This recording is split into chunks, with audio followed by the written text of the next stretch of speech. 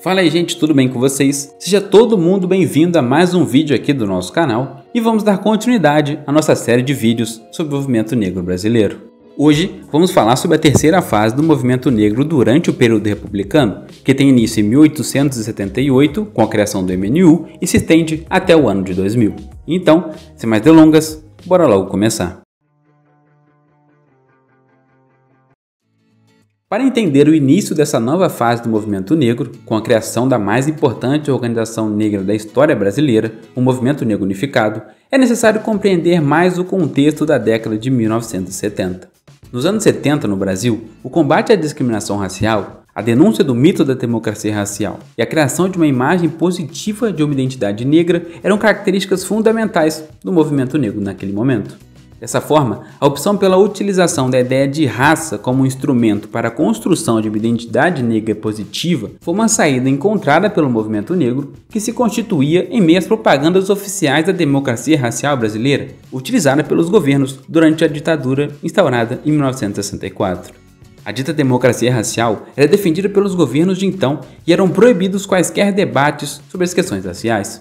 Além de ser proibido qualquer evento ou publicação relacionada à questão racial, havia também o acompanhamento de perto realizado pelos órgãos de informação do regime militar. Vale ressaltar que o Decreto-Lei nº 510, de 20 de março de 1969, proibia incitar ao ódio ou à discriminação racial, o que poderia levar a pena de detenção de 1 a 3 anos, e criticar a suposta harmonia entre as raças se encaixaria perfeitamente nisso. Apesar dessa defesa da democracia racial de forma oficial, muitas foram as entidades criadas na primeira metade da década de 1970 e que criticavam essas ideias. Podemos citar o Grupo Palmares, no Rio Grande do Sul, o Centro de Cultura e Arte Negra, o CECAM, em São Paulo, em 72, o Bloco Afro-Iliaê, em 1974, em Salvador, a Sociedade de Intercâmbio Brasil-África, o SIMBA, em 1974, e o Instituto de Pesquisa das Culturas Negras, o IPCN, em 75, ambos no Rio de Janeiro. A partir de 1974, porém, o Brasil começa a viver uma abertura política, ainda que continuasse a viver sob um regime ditatorial, o que possibilitou a rearticulação dos movimentos sociais de maneira geral e do movimento negro de maneira específica.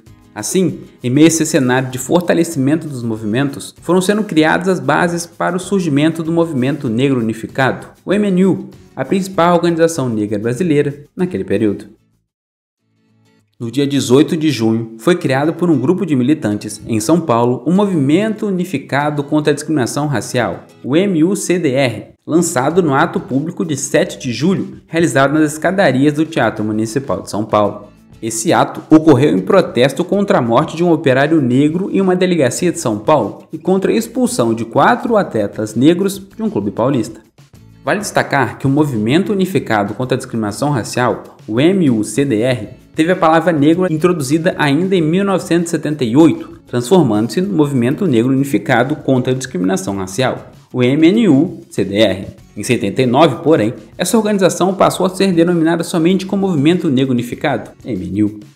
Mas voltando à criação do MNU, o ato público realizado em São Paulo foi um grande símbolo para as lutas da população negra. Um protesto contra o racismo em meio a uma ditadura militar, que marcava o enfrentamento ao regime em praça pública, representava uma novidade para o movimento negro que se constituía no Brasil na década de 1970. Além disso, o surgimento do MNU foi especial por apresentar uma proposta de unificar a luta de todos os grupos e organizações antirracistas em escala nacional, visando fortalecer o poder político do movimento negro. Além disso, a criação dessa entidade foi fundamental para incentivar a criação de novas organizações no país, além de ser essencial para a própria formulação teórica das lutas implementadas pelos negros brasileiros. E pensando para além da constituição do Movimento Negro Unificado e das suas formas de atuação, é de central importância salientar que o movimento negro, com suas diferentes instituições, começou também a agir e intervir no âmbito educacional. Conforme nos mostra o historiador Petrônio Domingues, houve esforços para a revisão de conteúdos preconceituosos presentes nos livros didáticos, capacitação de professores no sentido de desenvolver uma pedagogia interétnica, bem como tentativa de reavaliação do papel do negro ao longo da história do Brasil e a luta pela inclusão do ensino de história da África nos currículos escolares. Outra característica dessa fase foram as influências externas advindas das lutas por direitos civis dos negros nos Estados Unidos, bem como das lutas por independência dos países africanos, sobretudo aqueles de língua portuguesa. Essa circulação de referenciais foi essencial para a constituição do movimento negro contemporâneo e estava presente na Carta de Princípios do MNU, que afirmava a busca pela aproximação com a luta internacional contra o racismo. Por fim, podemos ainda citar o fortalecimento da imprensa negra com o surgimento de diferentes jornais pelo país, entre os quais podemos citar o Simba, Quilombo, Negro, para ficar somente em alguns exemplos. E para além dos jornais, também era comum a elaboração de cartilhas e de textos informativos durante esse momento histórico.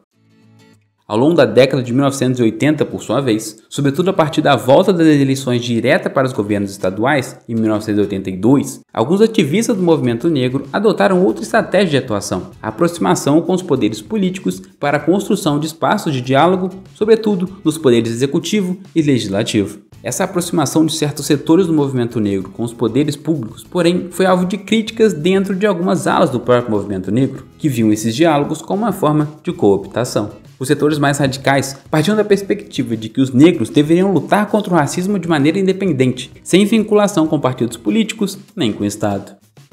Por fim, mas não menos importante, o ano de 1988 também merece destaque entre as ações do movimento negro, justamente pela grande mobilização realizada no ano do centenário da abolição. Enquanto a postura do Estado estava direcionada para a celebração da data, o movimento negro agia em sentido oposto, buscando denunciar a situação enfrentada pela população negra. Amaury Pereira, importante liderança do movimento negro no período em questão, aponta sua característica em uma entrevista. Segundo ele, tudo era uma forma de ver harmonia. Nós estávamos ali exatamente para botar água nessa sopa. Era para mostrar que não havia harmonia. Nosso ímpeto era mostrar que havia o contrário, havia o racismo, que a gente queria a harmonia, mas que isso tinha que ser construído. Foram realizados, por exemplo, diferentes eventos ao longo do ano, merecendo destaque a Marcha contra a Farsa da Abolição, realizada na cidade do Rio de Janeiro, no dia 11 de maio daquele ano, e que atraiu grande repercussão na mídia por ter sido interrompida pelo Exército. E essa grande efervescência criada em 1988, por sua vez, para além de aumentar os debates raciais, também foi responsável pelo surgimento de novas instituições que tinham o negro como foco, tais como o GLEDES e o CEAP. Após essa breve apresentação da trajetória do movimento negro, é possível perceber como a reconstituição desse movimento social evidencia uma trajetória de organização e de luta dos negros brasileiros em busca de melhores condições de vida, buscando superar o racismo e as condições de adversidade enfrentadas pela população negra. Tal percurso histórico ajuda a demonstrar também que esse movimento é dinâmico e possui diferentes formas de organização e atuação, dependendo das conjunturas históricas em que estejam inseridas. Bom, vamos chegando ao final da nossa série sobre o movimento negro do século XX e eu vou deixar as referências utilizadas na descrição do vídeo para quem quiser saber mais sobre o tema. Mas antes de finalizar, eu gostaria de deixar duas sugestões principais. A primeira é o livro Mundo Negro, Relações Raciais e a Constituição do Movimento Negro Contemporâneo no Brasil, de Amilcar Pereira. Ele ajuda bastante a entender sobre o movimento negro no século XX, além de debater sobre a ideia de raça e de racismo. E para quem quer saber sobre o movimento negro no século XXI, que possui características específicas e diferentes daquela do século XX, eu indico o livro da Tayara de Lima, chamado A Cultura de Luta Antirracista e o Movimento Negro no século XXI. O livro é muito bom, saiu no finalzinho do ano passado e eu tenho certeza que vocês vão gostar bastante e aprender muito. Então é isso, eu espero que vocês tenham gostado do vídeo e da nossa série de conteúdos sobre o movimento negro brasileiro. Se você gostou, deixe seu like, se inscreva no canal e deixe seu comentário também para eu saber o que vocês acharam e eu poder estar melhorando para os próximos vídeos. Então foi isso e até o nosso próximo vídeo.